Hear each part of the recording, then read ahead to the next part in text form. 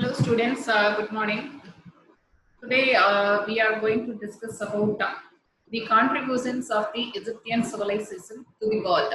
In the previous class itself, we have discussed the origin of the Egyptian civilization, the geography of the Egyptian civilization, and the various kingdoms which have ruled over the Egypt. Three types of the kingdoms, which is known as number one is the ancient kingdom. Number two is known as the intermediate kingdom or intermediate period. And number three is known as the new kingdom, which we have discussed in the previous class.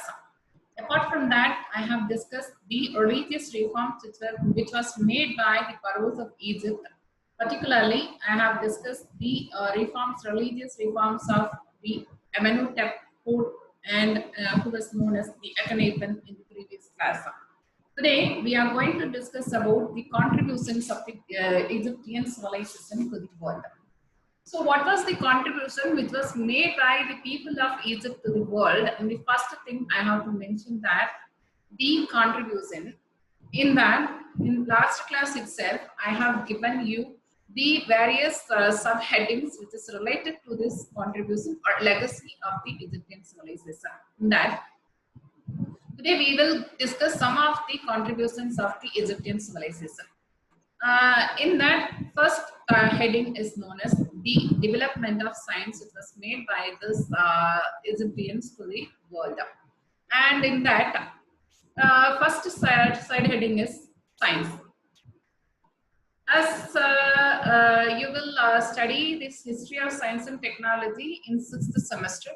Before that, I have to give you what was the development which was made by the people of Egypt regarding science. So what is science? What is science in the sense? Science means a knowledge of fact. A knowledge of fact, laws, and immediate causes gained and verified by observation. And this may be, it also means a sum of such observation. It was made by the knowledge of fact, an immediate cause gained and verified by the observations. To carry out observation, what we have to do? To carry out observation, it is necessary to collect the fact. Without collecting the fact, we can't do any observation. For that, we have to collect a different, facts of different matters. And to study their results, man needs a settled life. Man needs a settled life which is free from worries as well as the anxieties. Regarding the Egyptians, as already I told you that the Egyptian civilization was emerged on the banks of the river Nile.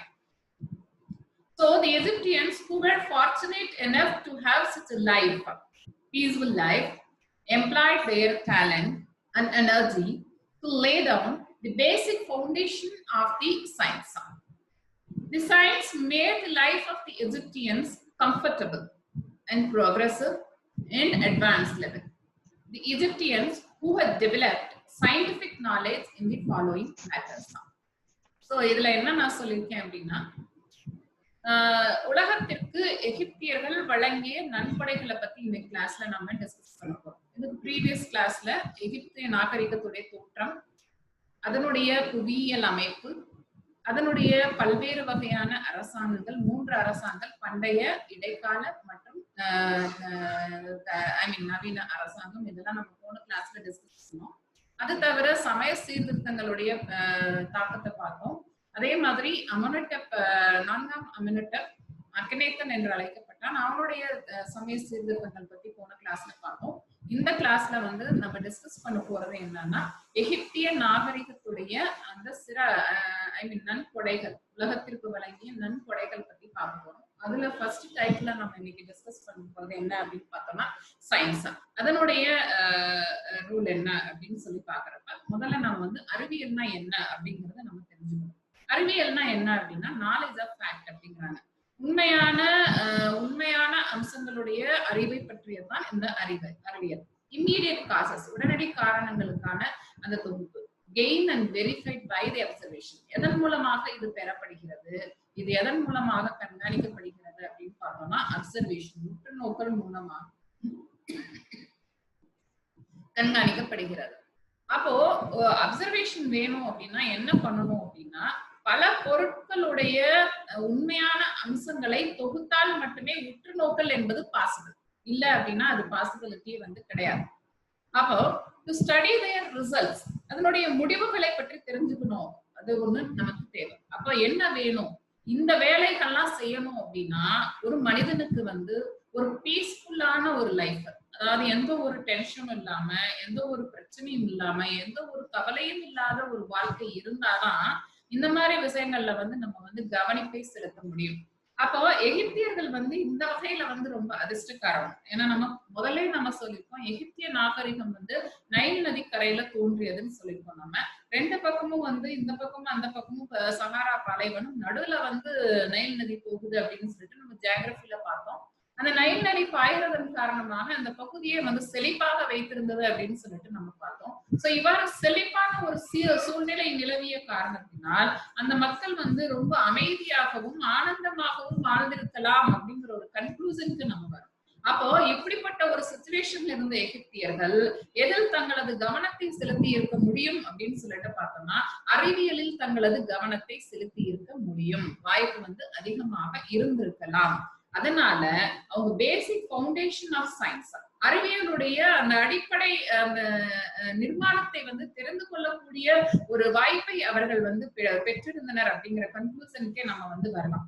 அப்போ இந்த அறிவியல் என்பது இந்த எகிப்திய மக்களை வந்து ரொம்ப கம்ஃபர்டபுளா வந்து வாழ வச்சிருக்கு. சோ அதுவும் இல்லாம ப்ரோக்ரஸ் மேம்பாடோட வாழ வைத்திருக்குது, அட்வான்ஸ்னா ரொம்ப மேல்நோக்கிய நிலையில வந்து அவங்களை வாழ வைத்திருக்கலாம் அப்படின்னு சொல்லிட்டு தோன்றுகிறது. அப்ப எகிப்தியர்கள் என்னென்ன பண்ணாங்க, சயின்ஸ்ல என்னென்ன பண்ணாங்க அப்படிங்கறத நம்ம டிஸ்கஸ் பண்றப்ப முதல்ல பார்த்தோம் அப்படின்னா கேலண்டர். கேலண்டர் என்பது given by a contribution to the world. அவங்களால உலகத்திற்கு வழங்கப்பட்ட ஒரு நன்கொடையாகத்தான் நம்ம வந்து நினைக்க முடியும். அப்ப கேலண்டர்ல இவங்களுடைய ஆக்டிவிட்டிஸ் என்ன அப்படின்னு சொல்லிட்டு பாக்குறப்ப calendar means what? Calendar means an arrangement of time into years and months and weeks or days. So these are all comes under the calendar, and at most we have to mention that it is an arrangement of time into this following things. Our calendar means an arrangement of time into years, months, weeks and days. The Egyptians were the first people in the world who developed a system of calculating time. Before that, there is no evidence that who were discovered the calendar system, but we came to the conclusion that it is the Egyptians who had discovered the systematic calendar system in the world. The creation of solar calendar is possible only because of this Egypt, and which is the immediate ancestor of our own, is held by the historians as the greatest achievement which was made by the Egyptians to the world. அப்ப என்ன இங்க நம்ம discuss பண்றோம் அப்படின்னா, அறிவியல்ல அவங்களுடைய மேம்பாடு என்னன்னு பாக்குறப்ப first and foremost thing is introduction of calendar. எதை வந்து அறிமுகப்படுத்தினாங்க அப்படின்னா நாட்காட்டியை வந்து உலகத்திற்கு அறிமுகப்படுத்தினாங்க. அப்ப நாட்காட்டியை இவர்களுக்கு முன்னாடி யாராவது அறிமுகப்படுத்திருக்காங்களா அப்படின்னு சொல்லிட்டு பாக்குறப்ப there was no evidence, எந்த ஒரு தகவலும் இல்லை. அப்ப வரலாற்று ஆசிரியர்கள் என்ன சொல்றாங்க அப்படின்னா the Egyptians who were the first to discover the calendar system, இவங்க தான் முதல்ல நாட்காட்டியை வந்து கண்டுபிடிச்சிருக்கலாம் அப்படின்னு சொல்லிட்டு கன்க்ளூஷனுக்கு வந்து வரலாற்று ஆசிரியர்கள் வராங்க. அப்போ இவங்க எதை வந்து கண்டுபிடித்தார்கள் அப்படின்னா தி சோலார் காலண்டர். எதை வந்து கண்டுபிடிக்கிறாங்க அப்படின்னா சோலார் காலண்டரை வந்து கண்டுபிடித்தவர்கள் முதலில் இவர்கள் தான். சோலார் காலண்டர் அப்படின்னா என்ன அப்படின்னா சூரியனை அடிப்படையாக வைத்து நாட்களை கணக்கிடுதல், நேரத்தை கணக்கிடுதல். So solar calendar, SOLAR CALENDAR. So the innovation which was made by the Egyptians is known as the solar calendar. So the calendar was prepared by the Egyptians after recording and measuring each year the height of the Nile flood and by watching the movements of sun. அப்ப எதன் அடிப்படையில் இந்த solar calendar வந்து கண்டுபிடிக்கப்பட்டது அப்படின்னு சொல்லிட்டு பார்த்தோம்னா, எகிப்தியர்கள் ஒவ்வொரு வருடமும் அந்த நைல் நதியில் தோன்றக்கூடிய அந்த வெள்ளத்துடைய அடிப்படையில தான் வந்து இவங்க வந்து நாளை வந்து கணக்கிட்டாங்க. ரெண்டாவது அதனுடைய ஹைட், அதனுடைய வெள்ளம் வந்து எவ்வளவு வந்து அதிகமா வருது அப்படிங்கறத அடிப்படையா வச்சு கணக்கிட்டாங்க. அது தவிர இவங்க வந்து மூமெண்ட் ஆஃப் தி சன், சூரியன் நகர்வதை கொண்டும் அவர்கள் நாளை கணித்தார்கள். And according to the calendar, a year was a 3 season of 4 months each. Nowadays நம்ம வந்து எப்படி கால்குலேட் பண்றோம் அப்படின்னா, மழைக்காலம், வெயில் காலம் பிளஸ் குளிர்காலம் அந்த மாதிரி நம்ம கால்குலேட் பண்ணிட்டு இருக்கோம். இவங்க என்ன பண்றாங்க அப்படின்னா, ஒரு வருடம் என்பது 3 பருவங்களை கொண்டதாகவும், அதேதான் சேம் 3 பருவங்களை கொண்டதாகவும், ஒவ்வொரு பருவத்திலும் 4 மாதங்கள் இருப்பதாகவும் கணித்துக் கொண்டார்கள். எப்படி சொல்றேன்? 3 பருவங்கள் 4 மாதங்கள், ஒரு பருவத்திற்கு 4 மாதங்கள். அப்ப 3 சீசனுக்கு என்னன்னு நீங்க வந்து கால்குலேட் பண்ணிக்கோங்க. 8 நாளும் 12, 4 நாளும் 8, 12, 16. So every month of this season was of 30 days. ஒவ்வொரு சீசனுடைய ஒவ்வொரு மாசமும் 30 நாட்களை கொண்டதாக கணித்தார்கள். And that made the Egyptian the year of 360 days. அது எத்தனை நாட்களை கொண்டு வருது அப்படின்னு சொல்லிட்டு பார்த்தோம்னா 360 நாட்களை கொண்டதாக அமைந்தது. 3 பருவங்கள், 4 மாதங்கள் ஒவ்வொரு பருவத்திற்கும். அது தவிர வந்து ஒவ்வொரு மாதமும் 30 நாட்களை கொண்டது. 30 நாட்களை கொண்ட இந்த மாதங்கள் 360 நாட்களை கொண்ட வருடங்களாக கணிக்கப்பட்டது. So mute your audio. Due to their minute observation, the Egyptians came to know their calculation were not accurate. என்ன இவங்க ஒரே மிஸ்டேக் வந்து என்ன அப்படின்னு சொல்லிட்டு பார்த்தோம்னா, due to their minute observation of the flood of Nile and movement of the sun. Minute observation அப்படின்னா நிமிட கணக்குப்படி அவங்க வந்து உற்றுநோக்கல் படி அவங்க நைல் நதியுடைய ஹைட், வெள்ளத்துடைய அந்த உயரம், சூரியனுடைய அந்த இயக்கம், இதை வைத்து அவங்க கால்குலேட் பண்ணதுனால இது சரியா வந்து ஒரு கரெக்டான ஒரு புள்ளி விவரத்தை வந்து கொடுக்கவில்லை. Therefore, by adding 5 more days, they made their year of 366 days. Already I have told you that they fixed 360 days for years. Accurate இல்லாத காரணத்தினால ஒரு வருடத்திற்கு 366 நாட்கள் வர்ற மாதிரி மாத்திட்டாங்க.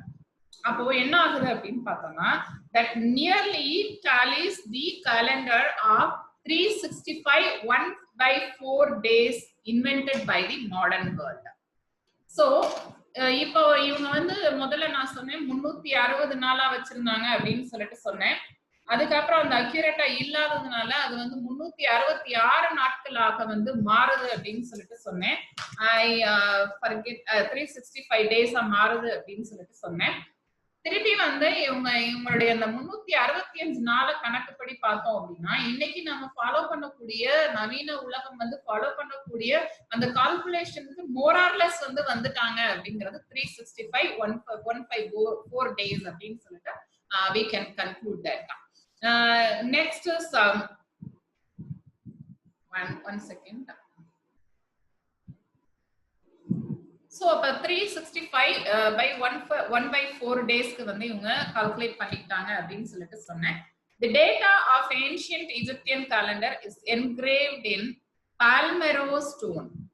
அப்ப இந்த தகவல் வந்து எதுல வந்து என்கிரேவ் பண்ணப்பட்டது, எதுல வந்து பொறித்து வைக்கப்பட்டது அப்படின்னு சொல்லிட்டு பார்த்தோம்னா,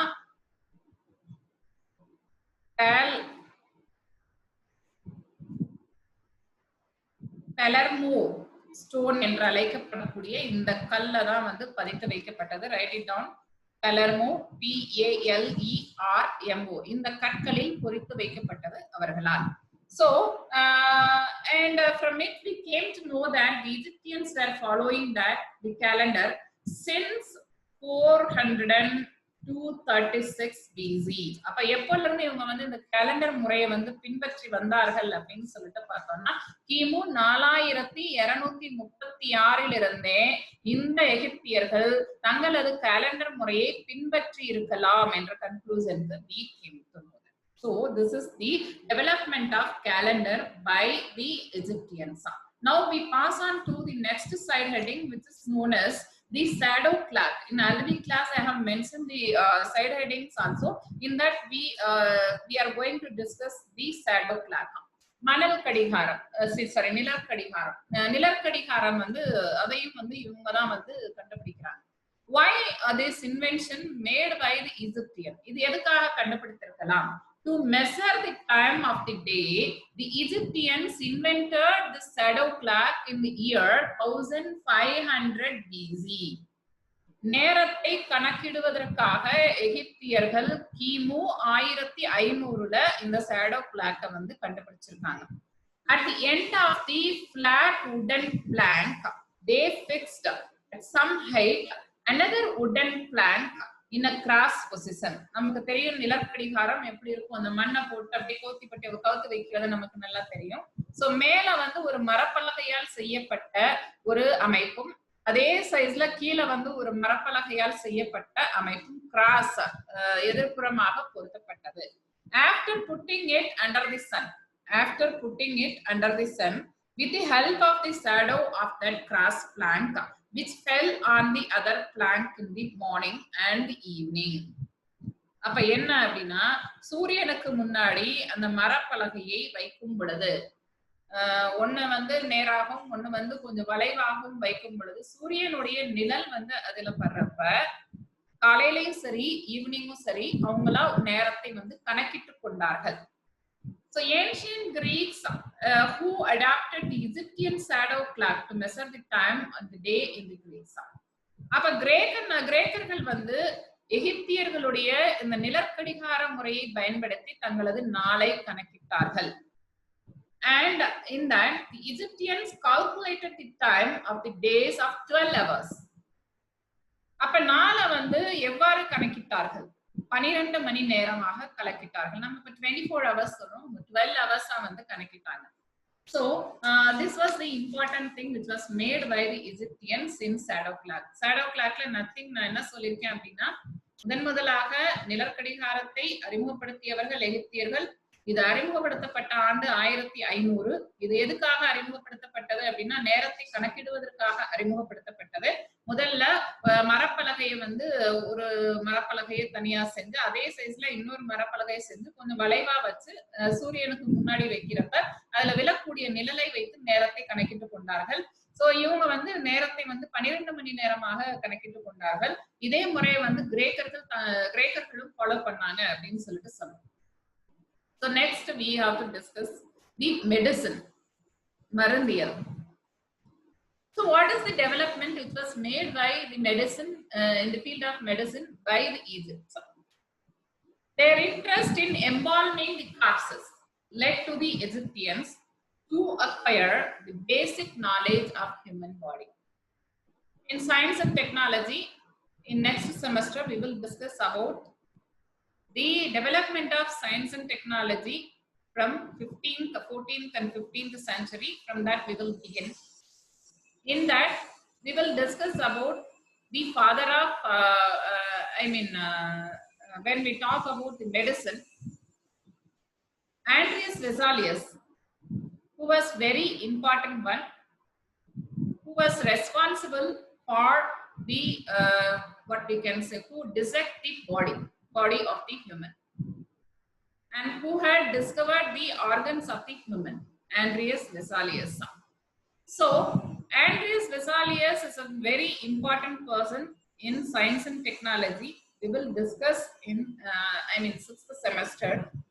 So in this semester in world civilization, while talking about the medicine, we have to give an information that the Egyptians who possessed an interest in embalming the corpses, இறந்த உடலை வந்து எம்பால்மிங் என்ற முறைப்படி பராமரித்து வைக்கக்கூடிய மக்களாக இந்த எகிப்தியர்கள் இருந்தார்கள். போன கிளாஸ்ல நான் சொன்னேன் இறந்த உடலை மம்மியாக எவ்வாறு பதப்படுத்தி அவங்க வந்து வச்சிருந்தாங்க அப்படின்னு சொல்லிட்டு சொன்னேன். சோ அந்த எம்பால்மிங் என்று அழைக்கப்படக்கூடிய பதப்படுத்தக்கூடிய முறையை அறிந்து வைத்திருந்தவர்கள் இந்த எகிப்தியர்கள். அதன் மூலம் அவங்க ஹியூமன் பாடியை பத்தி நிறைய அறிவை பெற்றிருந்தார்கள் அப்படின்னு சொல்லிட்டு நம்ம கன்க்ளூஷனுக்கு வரலாம். ஏன்னா எம்பால்மிங் பண்றப்போ உடல்ல இருக்கக்கூடிய ஆர்கன்ஸ் எல்லாம் எடுத்துட்டுதான் அவங்க வந்து எம்பால்மிங் வந்து பண்ணாங்க. அப்ப கண்டிப்பா அவங்களுக்கு வந்து கொஞ்சமாவது மனித உடலை பற்றிய அந்த தகவல்கள் அவங்களுக்கு தெரிஞ்சிருக்கலாம். In order to stop the decay of dead human body, the Egyptian used to apply a special oil. இறந்த உடலானது அழுகாம இருப்பதற்காக சிறந்த எண்ணெய்களை கொண்டு அதை பதப்படுத்தினார்கள். In those days, they made use of different herbs and material whose properties they had analyzed. அப்போ oil மட்டும் அவங்க தெரிஞ்சு வைக்கல, அந்த எண்ணெய்கள்ல பல ஹெர்பல் என்று அழைக்கப்படக்கூடிய மூலிகைகளையும் சேர்த்து ஒரு பொருளை வந்து தயாரித்தார்கள். The Egyptians had also developed a knowledge of diagnosis and treatment of spinal tuberculosis, gallstone, smallpox, paralysis, anemia, rheumatic arthritis, appendicitis, etc. நம்ம இன்னைக்கு சொல்லக்கூடிய பல நோய்கள் குறிப்பாக டியூபர்குலோசிஸ். டியூபர்குலோசிஸ்னா நமக்கு நல்லா தெரியும். டியூபர்குலோசிஸ்னா என்ன? டிபினா என்ன தெரியும் இல்லையா? சோ டியூபர்குலோசிஸ் தான். சோ டியூபர்குலோசிஸ் பத்தியும் அவங்க வந்து நாலேஜ் வந்து அவங்களுக்கு வந்து இருந்தது. அடுத்து என்ன சொன்னேன் அப்படின்னா கால்ஸ்டோன். கால் பிளாடர்னா என்ன அப்படின்னு சொல்லிட்டு போன கிளாஸ்ல நான் ப்ரீவியஸ் நம்ம காலேஜ்ல இருக்கிறப்ப நான் சொல்லியிருக்கேன். சோ கால் பிளாடர்னா பித்தப்பை. அப்போ கால் பிளாடர்ல இருக்கக்கூடிய அந்த ஸ்டோன், கால் பிளாடர்ல இருக்கக்கூடிய அந்த கற்கள் பற்றிய தகவலையும் அறிந்து வைத்திருந்தார்கள். அப்போ அபார்ட் ஃப்ரம் தட் ஸ்மால் பாக்ஸ்னா பெரியம்மை நோய் பத்தியும் அவங்க வந்து தெரிஞ்சு வச்சிருந்தாங்க. அண்ட் பெராலிசிஸ்னா நமக்கு நல்லா தெரியும், அந்த வாதம் முடக்கம் அப்படின்னு சொல்லிட்டு சொல்றோம். சோ அதை பற்றியும் அவர்கள் அறிவை பெற்றிருந்தனர். Apart from that rheumatic arthritis, இன்னைக்கு இருக்கக்கூடிய பெரிய ப்ராப்ளமே, நிறைய பேருக்கு இருக்கக்கூடிய பெரிய ப்ராப்ளமே வந்து இந்த ருமேட்டிக் ஆர்த்தரைட்டிஸ் தான்.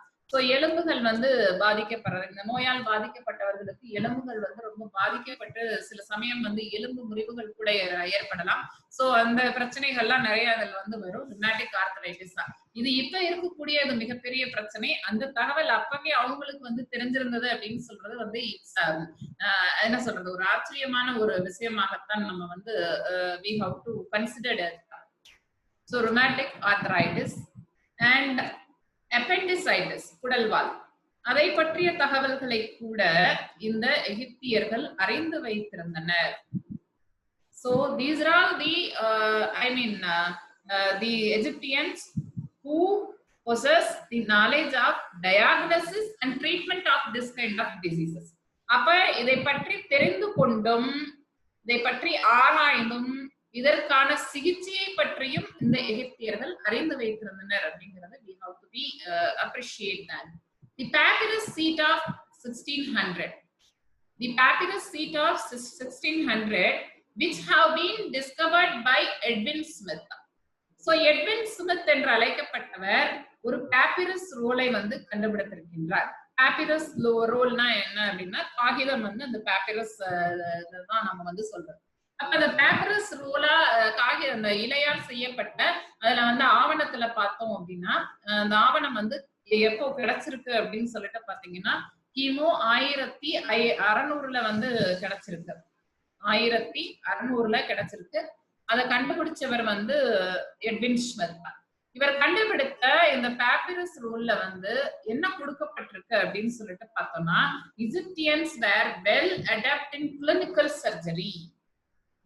எதை பத்தி தெரிஞ்சிருந்தாங்க அப்படின்னு சொல்லிட்டு பார்த்தோம்னா கிளினிக்கல் சர்ஜரி பத்தி தெரிஞ்சிருந்தாங்க.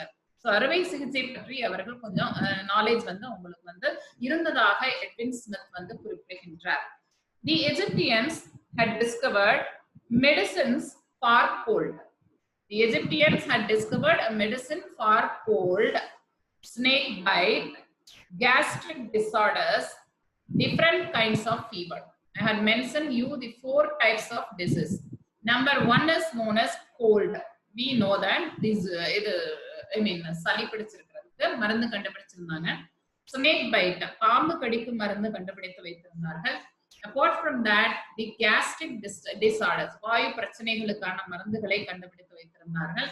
Number 4 is known as different kinds of fever. பல்வேறு வகையான அந்த நோய்களுக்கான மருந்தையும் அவர்கள் வந்து கண்டுபிடித்து வைத்திருந்தார்கள். These medicines were prepared by them with the use of variety of roots, lizard's blood, and fats of different animals.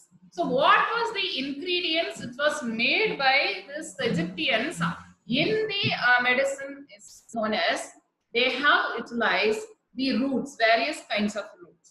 எதை பயன்படுத்தினாங்க அப்படின்னு பாத்தீங்கன்னா பல்வேறு வகையான கிழங்குகளை பயன்படுத்தினாங்க.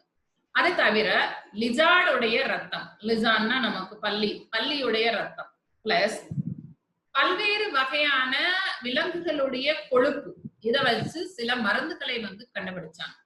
Many of those medicines passed from Egypt to Greece. So இந்த வகையான இந்த மருந்துகள் எகிப்திலிருந்து தான் கிரேக்கத்திற்கும் சென்றதாக குறிப்பிடப்படுகிறது. The Romans learned those from Greeks. So கிரேக்கர்கள் இருந்து யார் கத்துக்கிட்டாங்க அப்படின்னா ரோமானியர்கள் கற்றுக்கொண்டார்கள். And the use of many of those medicines has come down to us through the Romans. அப்ப ரோமானியர்கள் மூலமாக தான் உலகத்திற்கு முழுவதும் இந்த மருந்துகள் வந்து பரவ ஆரம்பித்தது. So மெடிசன்ல நான் என்ன சொன்னேன் அப்படின்னா இறந்த உடலை பாதுகாக்கக்கூடிய முறையை எகிப்தியர்கள் அறிந்து வைத்திருந்தனர்.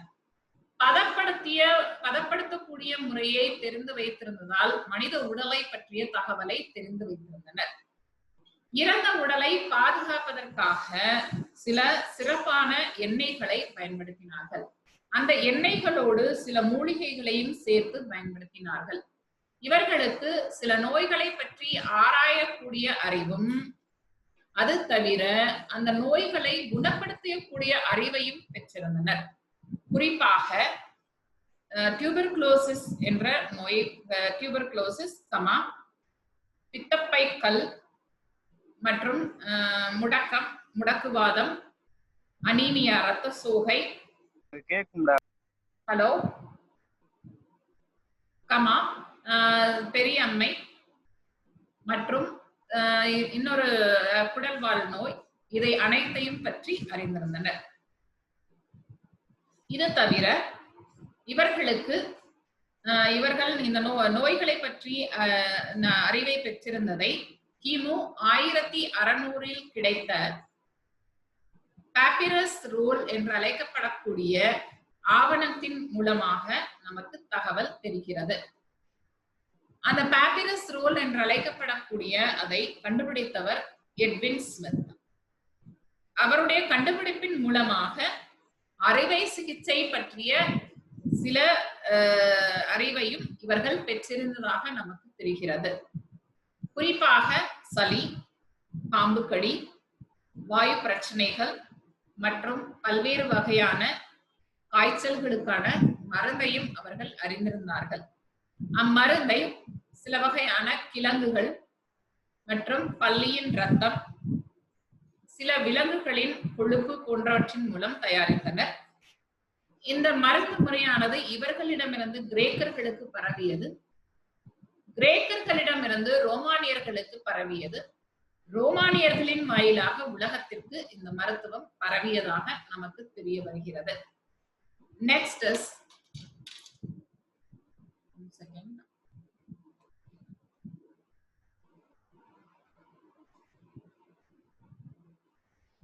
Next, we are going to discuss about the mathematics.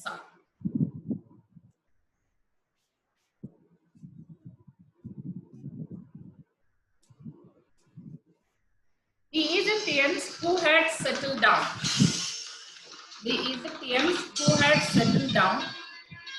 Time I turn. Hello.